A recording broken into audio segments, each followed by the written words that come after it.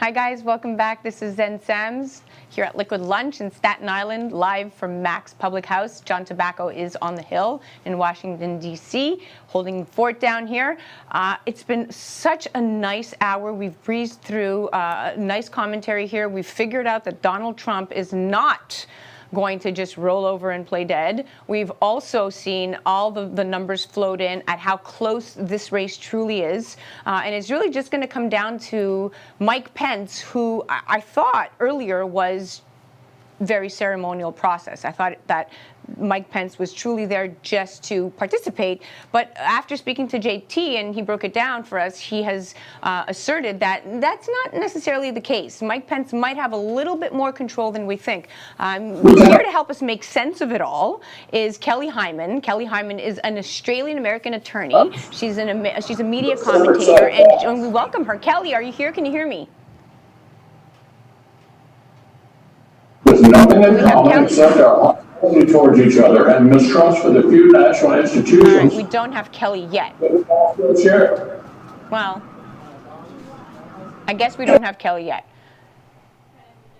All right. Well, here's what I will say. I'm going to say that Loafer and Purdue underperformed in key rural and ex-urban strongholds. Mike, do we have Kelly?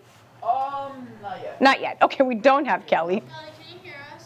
I can. How are you? We do have Kelly, but she can't hear us. Work through me as I work through this technical difficulty. We're good. We're good? Yep. I can hear Kelly's you. Back on. We have Kelly. Hi, Happy New Year. Happy New Year, Kelly. Welcome on Liquid Lunch on specifically Women Wednesday. I'm so excited that the majority of my guests have been women. Hello. Absolutely. Women power. We can rule the world. So you're not in Australia now, are you? No, I'm in South Florida. Everybody seems to be in South Florida. My previous guest was in Palm Beach. I'm here in Staten Island in a very shut down Mac's Public House. But I'm trying to, you know what? I'm trying to make sense of it all by cheering to President Trump's speech, because I thought that he is still fighting. And the one thing that we know with Trump is that he doesn't want to be called a loser. And the longer and the more that he keeps it going in the media of this, elector fraud, voter fraud, which could very well be true. We have yet to see this take place. But the more that he's out there touting this, people are starting to listen. And there's over 1 million people that have showed up in Washington, D.C. as we speak. I can almost assure you that not a fraction of those people, not specifically those people, but the population would show up for Joe Biden. What do you feel when you woke up this morning? How did you feel when you saw that we just lost control of the Senate? And I'm going to say we did because I am trying to kind of keep it, a little bit more sound light than the conspiracy theorists and all of the election fraud. But what do you make of all of this? This is pretty dramatic. Well, I am a proud Democrat, and I think today is historical for the African American community and our community as well. We have in the state of Georgia the first African American senator, and so I think it's wonderful and it's inspiring for our country. And it shows that our country, no matter what happens, we are a resilient country. And I'm hopeful and optimistic that we can come together as a nation, no matter if you're a Democrat, Republican, or independent, and work together and unite. You know what, Kelly? Thank you for saying that, because for the longest time, and I'm a registered Republican, and I'm a mom, and I'm a wife to a film producer, and I'm an actor. I'm an actor in major movies right now, and I deal with Congratulations. Thank you. I deal with liberal Hollywood every day, and I say liberal Hollywood because Hollywood is very liberal, and I commend them for their views. But I'm a registered Republican, and although I think Trump is a megalomaniac, and I think he did isolate and alienate a very, very tight niche market. Like, he isolated the market that he needed and the demographic that he needed to get him through. He rallied up exactly the right, crowds.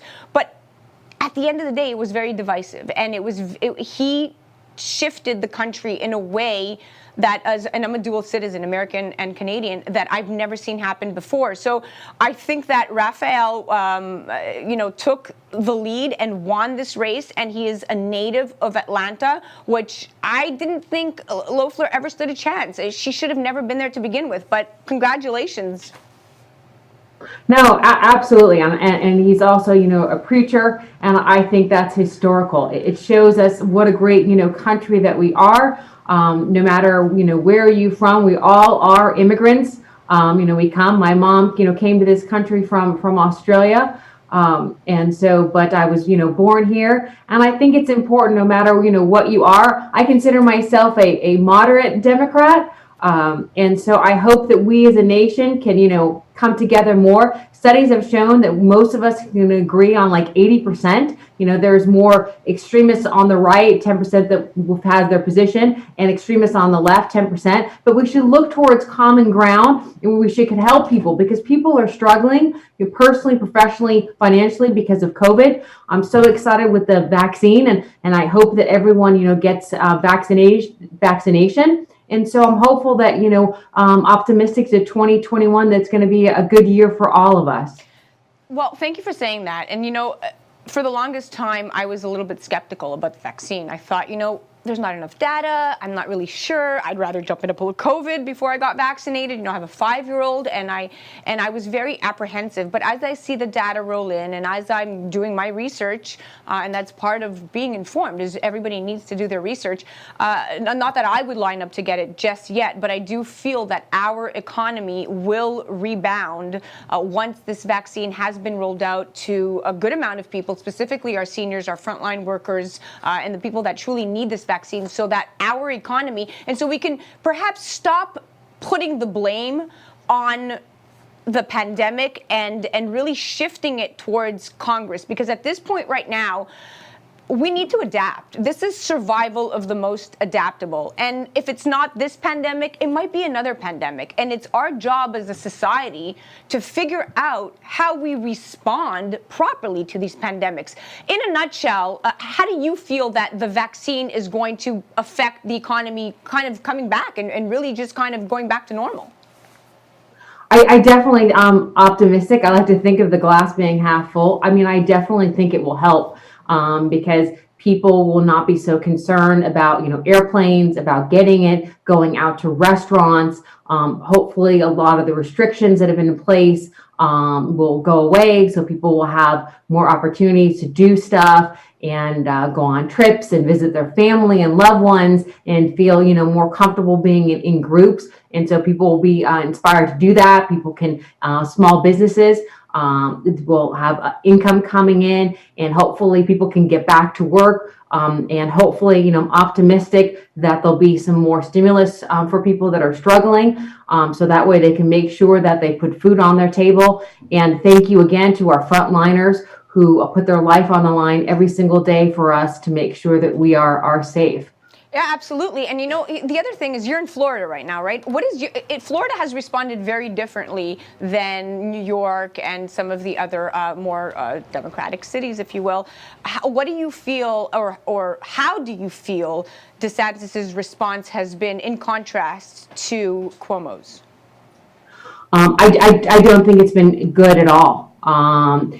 People, he's the vaccination, he's left it up to the own counties. People have gone online. You have relatives that are over 65. Websites are shutting down. They're calling. They don't know where to go. There's confusion on, where they're supposed to go. I don't believe. But there's also the same amount of confusion here in New York. You have de Blasio and Cuomo at each other. It's not like the vaccine here in our tri-state area, specifically in New York State, is being rolled out any more effectively, and that is under the direct control of a Democratic mayor. But separate of that, the economy in Florida has seemed to have bounced back much quicker than here in New York City. And do you feel that maybe it had something to do with the way that DeSantis handled things versus the way we're handling things here in New York State? No, I don't believe so at all. And there's some issues about reporting and people, not having an accurate account of who had COVID. And I know a friend of mine that was trying to get a test and was having the hardest time getting a test and didn't know what to do, was posting stuff on Facebook. So no, I'm very disappointed in the way he handled it, and also just basically saying, well, it's up to the vaccination, it's up to the counties or the states, or there's all different kinds of regulations and new stuff. There was lack of leadership on his behalf. Lack of leadership. Well, thank you so much for your insight. The one thing I love to do is pick people's brains because, hey, what do I know, right? But thank you so much for your insight. You have so much to offer. Thank you so much, Darlene, for really giving us the commentary that you do and being, I think you've been on the show once before, several times before, but thank you for taking the time and giving us the information from your perspective, a very, very reputable Democrat and commentator and legal representative, as well as Australian. Thank you so much, Kelly. Thank you. Be safe, stay healthy, and best of luck with your career. Wishing you great success. Thank you, Kelly. All right, guys, there you have it. So now we had that perspective, and we saw Kelly kind of break it down for us from a Democrat's point of view. Although I'm not necessarily convinced about these cities being properly run here. I'm not. I'm a New York City girl. Although I do have a house in Norwood, New Jersey, I've just also been, moved there. I do see that the city has kind of fallen behind, and with the population declining and,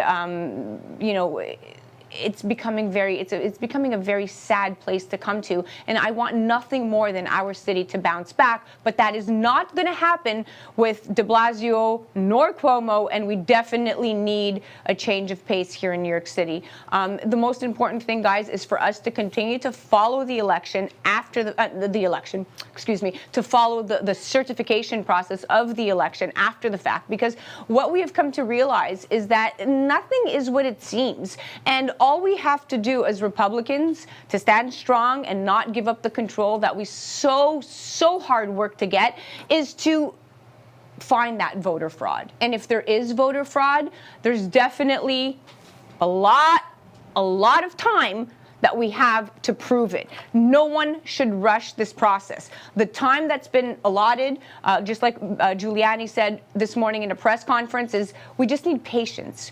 Count the votes. Let's figure out where it went wrong. Let's figure out where the voter fraud took place. And after we figure that out and it's presented to the American people, then we could figure out if this election, in fact, was accurate, so we won't be a disgrace to democracy. And look, I'm a registered Republican, and I've said this across the way. I work in Hollywood, and there's nothing more than I would like to see than for a Republican to remain in power, specifically our Senate. But if Biden won and it's the truth and it's accurate, then I'll welcome him. But quite frankly, I don't think that's the case. And I do think that the election was rigged. And I also feel that when you have a state like Georgia that now has made its place on the map forevermore. We will never forget about Georgia. We will never forget about the night and the day that Georgia went from red to blue, if this is the case, and why this happened. Now, was there fraud involved? Was it Trump alienating a huge demographic?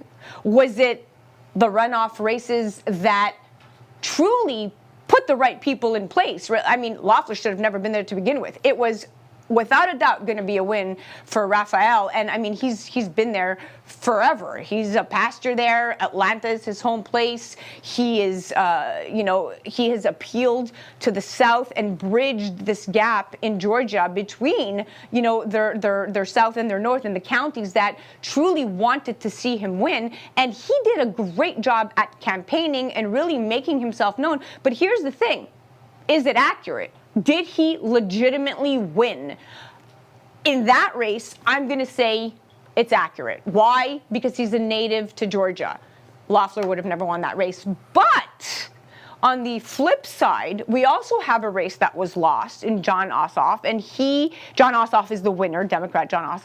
And I'm not really sure how that happened. That one, I have questions and red flags. And if there was a level of voter fraud, then we know from the counties that have already come up and said, hey, listen, we have proof, we have tapes, we have evidence that voter fraud has taken place. And separate of evidence, we have people that are willing to put themselves under, take the oath and say, listen, this is what I witnessed. They will go to jail if they lie. They will be imprisoned for a very long time for messing up or trying to, foil the election. So I don't think that the Zach, average I'm middle... coming back from break in a minute.